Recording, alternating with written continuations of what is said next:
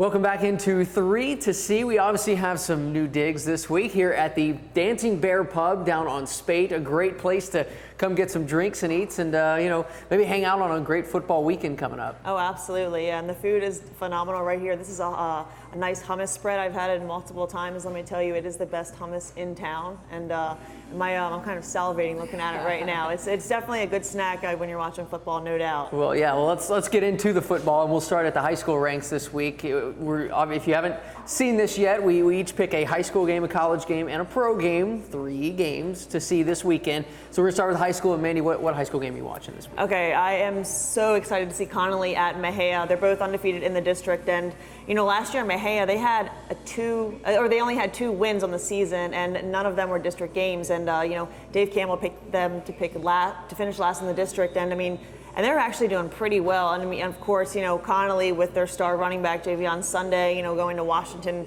for college. And he's he just runs all over defenses, and I don't think that Connolly has really been tested thus far. The games that I've seen him this year, sometimes they're already kind of up maybe a few scores on the other team. He's just kind of on the sideline, maybe just kind of watching their offense flow, and then it's like, oh, let's put Sunday back in. And then he's just like boom, and goes deep for long for a touchdown. And I'm definitely excited to see this one. It'll be a really good matchup for both teams. Yeah, that district is certainly a dogfight, and every week in that district is hard. And there's a lot of teams in this state that would be picked to finish last in that district because it is a very good district. But yeah, that's certainly going to be a fun game to watch. Mexia coming off that huge win last week. That's awesome for the program. Oh, yeah. See them going in the right direction. And Connolly #1 in the state. They've had to come from behind the last couple weeks, so we'll see if they can really kind of hang in there and really dominate this game like they hope to see moving forward in the playoffs. But I got my eye. We're staying in 4A with me, but I got to go a big ball game in District 5 4A Division 1. You got La Vega. They're headed up to Stephenville. These two thought to kind of be the class of this district, but La Vega's obviously going with a cloud of uncertainty hanging over their head. The suspensions from the fight against Liberty ILO, Coach Don Hyde said that there will be players suspended. Some will be suspended the whole game, some will be suspended for a half. So you don't really know who is going up there and who is going to play. But this is a huge district ball game between these two teams. You feel like La Vega, can find some way to pull this one out. I saw Stephenville last week. They certainly look complete with that defense. They can score on you, they can run it, they can throw it. So I got to be in the studio to anchor on Friday night. But if I didn't have to be, I would be up in Stephenville for sure watching this really good football game. So who are you taking in Connolly Mexia? I'm going to go with Connolly. I really think that Sunday, he's a force to be reckoned with. It's going to be a close one, and like I was saying earlier, Mexia, they are really surprising a lot of people with how well they've been playing. But taking Connolly, I think it's going to be real close. But I'm excited. I can't wait. It's going to be really exciting, and it's our game of the week. Yeah. Coincidentally, yeah. And it's we always have great matchups. I'm excited. Right. What about you? Yeah, I just think there's so much uncertainty hanging over La Vega right now. I don't know that I can pick them, not knowing who's going to be there and who's not going to be there. This is a road game. It's at Stephenville. This is essentially, I would think, Brownwood's obviously certainly in the mix, but I feel like this is for the district championship. This game, whoever wins it is going to have a huge leg up on the other one. So, I got to go with Stephenville just because of the uncertainty. I don't know what La Vega's taken up there, and don't know what pieces are going to be missing. And Stephenville is a very good football team. Got to see them play last week. So, yeah, I'm going to go with the Jackets in this one. So, moving on to Saturday, obviously a big slate of college football games this Saturday. What college football game has your eye? I'm really excited to see Iowa State and Texas Tech. And mainly because, going so deep against, Baylor, and then Baylor obviously coming out with the victories. I think this game, it is a must-see just because they're both very talented teams, and taking into consideration with, Baylor not having Clay Johnston, maybe their defense might be a little bit, depleted, not necessarily sure, but taking that into consideration, you want to look at Tech and Iowa State, because I really feel like, maybe that Baylor with losing Johnston's a little bit of a step back, so maybe all 3 teams are on more of an even par. And the Red Raiders going back home off of that loss. I really think they're going to be come out on fire. And then the other part, Matt Campbell. Their team was maybe there were very high expectations in coming into the season, and maybe they haven't met those expectations yet. But yeah, I think it's going to be a show. You might want to get some food out, get some popcorn and.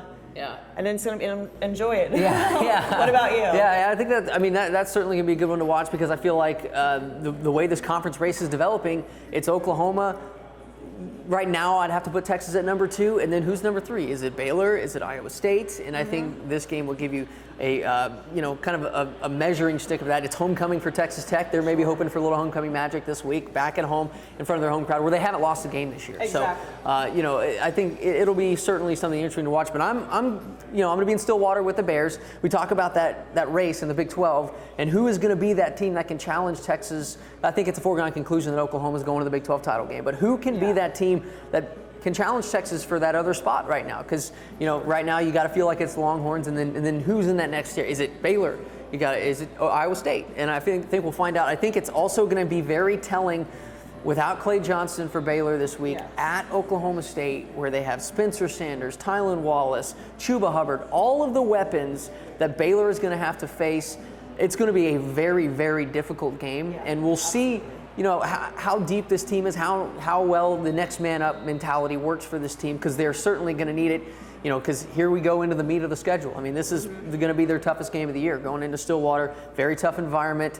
The stands are from me to you. I mean, they are on top of you in Stillwater. So, I'm really interested to see. I don't think it's a foregone conclusion that Oklahoma State wins this game. And that's why I'm excited to see it, because I want to see if Baylor can step up and what they do without Clay Johnson, especially against an Oklahoma State team that has all the weapons that, let's be frank, they were embarrassed the last time they went. They lost to Texas Tech on the road. Spencer Sanders looked terrible. Chuba Hubbard was himself, but they have a lot to prove, and Baylor just happens to be the next opponent. It's homecoming for Oklahoma State this week, so going to be a difficult environment up there, but I'm going on Saturday. I can't wait to be up there. Yeah. So, it'll be exciting. Yeah, who are you going with in college? I'm going with the Red Raiders. I mean, the fact haven't lost at home yet, and that gut-wrenching loss to Baylor, and of course there was has been a lot of talk about this call, that call, but a game can never come down to like one play. But I really think that the Red Raiders are going to come out with the victory. Of course it'll be close, but I mean I just think that there's too much. Imagine being in their shoes and how they ended up losing. To the Bears in that double overtime. So, I mean, I just think they're going to come out on fire. Absolutely. Yeah. I like that pick. No arguments here. Again, like we talked about with La Vega, I'm going to go with Oklahoma State in a very close ball game, just because, like we talked about with La Vega, I don't know what this team's going to look like without Clay Johnson. We haven't seen what this team looks like without Clay Johnson, and he has made up for a lot of mistakes that defense has made, and that's kind of his job. He's the heart and soul of that defense, and so I think Baylor, coming off a tough loss, they're going in, or a big win, avoiding a tough loss, going into a tough environment. I just feel like, Oklahoma State's mad, and that's not what you want. So, I feel like it's going to be a very close game, but I'm going to go ahead and take the pokes on. So sorry. Okay. I mean, honestly though, I mean, when you look at the tape of Texas Tech and Baylor, Clay Johnson, I mean, before he was all over the field, and like you were saying, and Matt Rule talked about it, and he makes up for a lot of the guys' mistakes. So I mean, it'll be a huge test for the Bears if they can pick up the slack for since he's out for the rest of the season. Yeah, absolutely. All right, well, let's turn our attention to the pro ranks, NFL. What are you watching this weekend? Texans and the Colts. All right, I think they finally have found their mojo on offense. If you look at, of course, the interesting thing too is the Texans, they just beat the Chiefs, in Arrowhead, and you look at the Colts, they're coming off of their bye week, but before their bye week, they beat the Chiefs as well. So, I'm excited to see if Watson, if their offense can continue to flow, because I finally think that left tackle Laramie Tunsil, they're finally kind of honed in on how to make it flow correctly. Because in the first 4 games of the season, Watson was sacked 18 times.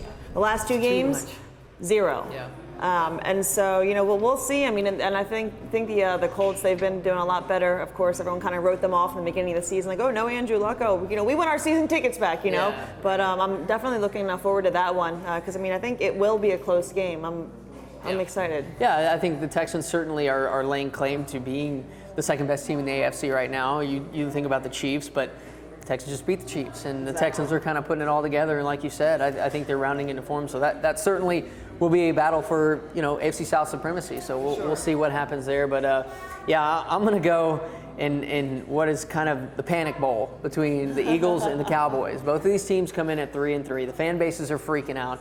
The Cowboys have lost 3 in a row. They're not in a good way. A lot of fans not happy with what's going on in Dallas, and somebody's got to win this game. And I think the loser of this game it is going to be, all hell is going to break loose within the fan base, because these are two fan bases that expect a lot. You know, Philly won a Super Bowl a couple years ago. Dallas fans certainly expecting to win a Super Bowl this year.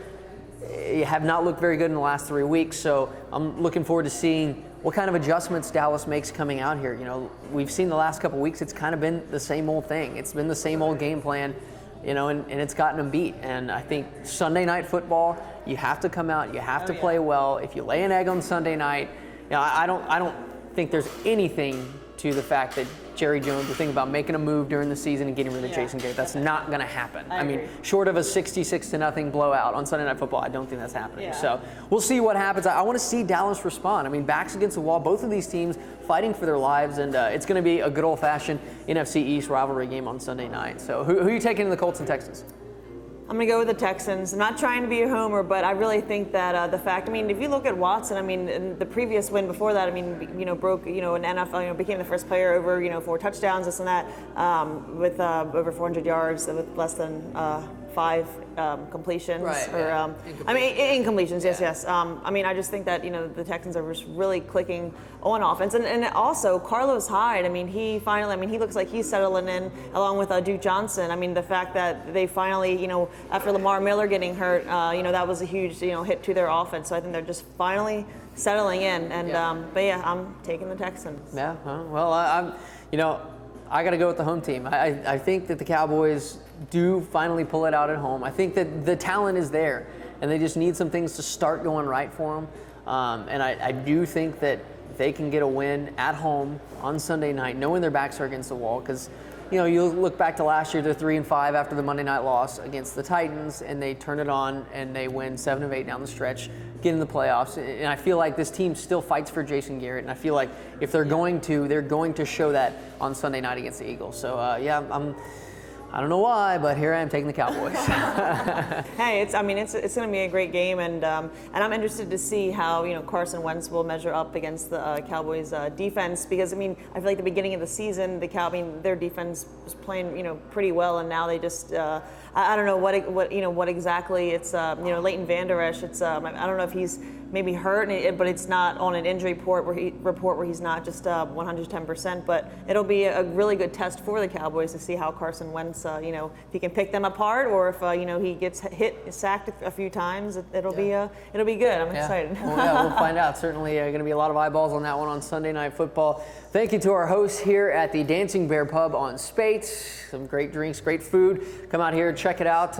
You know, when you're out and about on the town this weekend, Baylor's out of town, so come on down here and enjoy some food and drinks. Oh, it's delicious. I mean, they have a charcuterie board as well. I mean, whenever I come here, I have to get it. I've ordered 2 before. I mean, it's that good. But they have some delicious food, and this is just you know. There you go. Just take another little bite. It's delicious. This hummus is to die for. We're gonna get to work on this. That has been your 3 to See. We'll see you here again next week.